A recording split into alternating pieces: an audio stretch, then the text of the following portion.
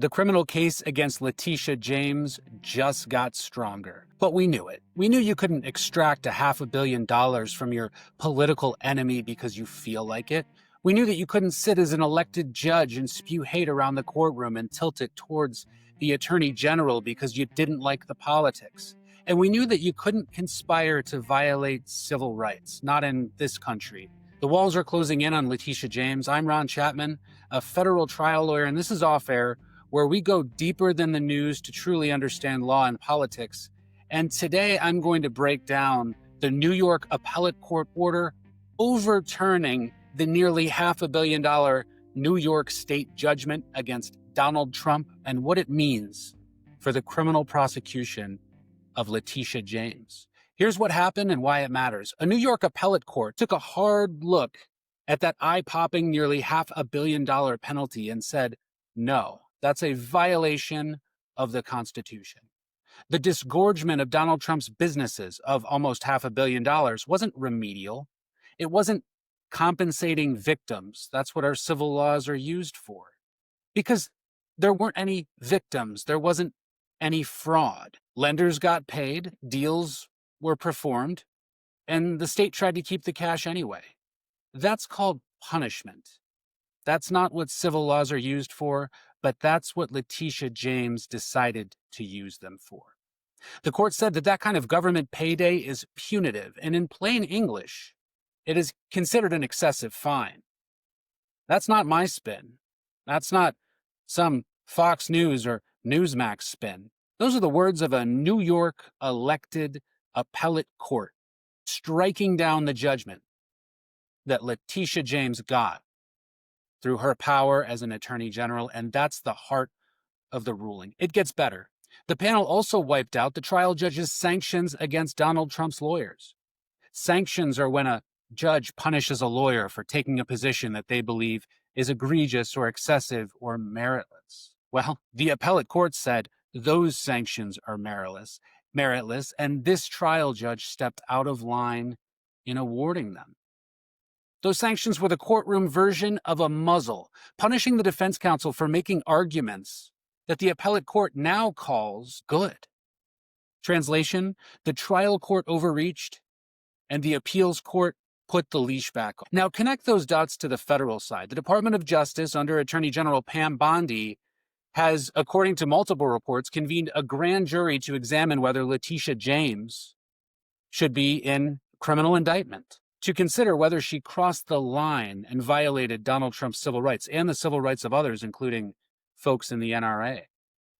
She's investigating whether this was retaliation for protected speech, running for office, whether it was selective enforcement, whether Letitia James had done this to her friends or not, whether it was a deprivation of rights under color of law, which is something that our law forbids. What did the New York appellate court just hand Pam Bondi? A 300-plus page evidentiary roadmap to a civil rights violation by Letitia James.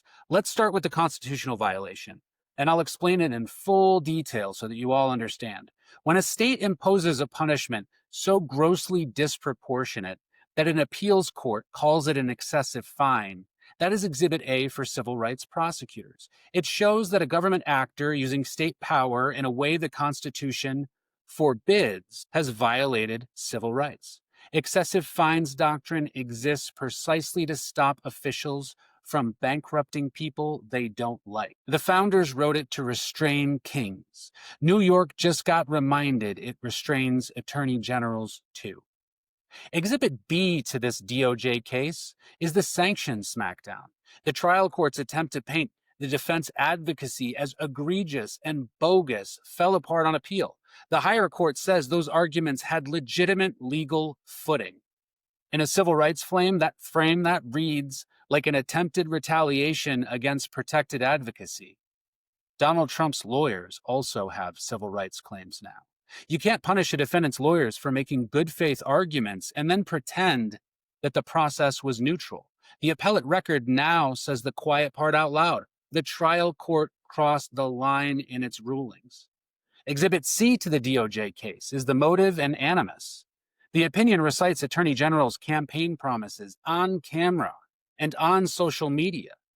to get Trump, sue him, to keep her, eyes on Trump Tower, to go after him and his cronies, to take him down because he was, in her words, illegitimate.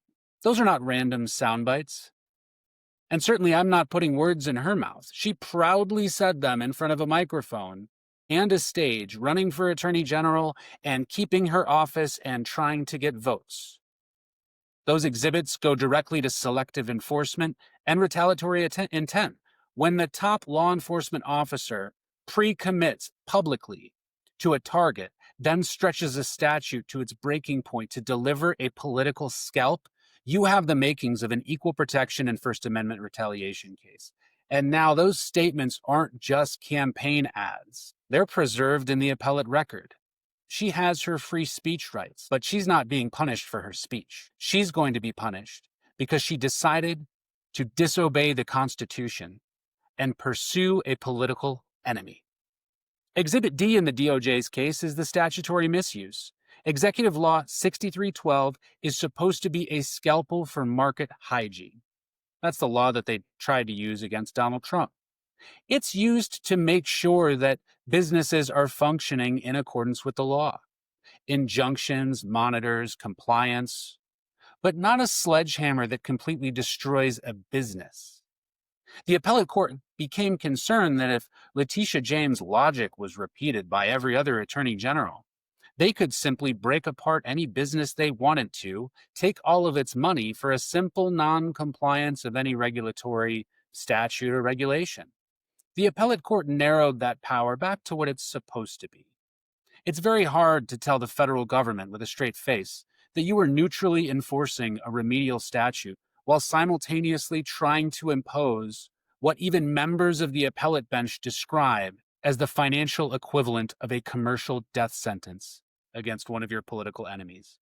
Let's talk practicalities. What's left against Trump today are compliance tools, the monitor, corporate restrictions, but the money judgment is gone. There is no money judgment. That's what should have happened. If a business violates a regulation, which happens in America all the time, these regulations are tough to follow, you can certainly do something about it, but you don't get to end the business. The state will seek a review. Letitia James will seek a review in New York's highest court. Unlikely that that would be successful. The Eighth Amendment holding is now baked into the case. And even if the appellate court does something, because this is a constitutional claim that has survived an Eighth Amendment violation, it could go all the way to the United States Supreme Court. And say what you want about the Supreme Court, but I will tell you that they are not going to stand up for a nearly $500 million judgment unless that judgment is tied to compensation for victims or the state for actual damages. And that's the problem with Letitia James' little case. What about accountability for the process that produced this? What do we do about Letitia James and the trial judge? A lot of people in the comments on my last couple of videos have been saying, this process isn't quick enough. We need to see something done now. We want justice. We're not happy. And I hear you. But justice needs to be given for all people. That's the lesson that we've learned from Letitia James herself. When you shortcut the process of justice, like Cicero, and you egregiously violate the Constitution, that doesn't give us permission to violate the Constitution against you. Pam Bondi will do her DOJ investigation, and she will decide on charges. And it's very possible that Letitia James could end up in a jail cell. It's very possible that no charges are filed. Those decisions will be made by many people that are way higher than me. But I'm sure that they're going to try to make the right decision, the one that is good for America. And that's what we should all want.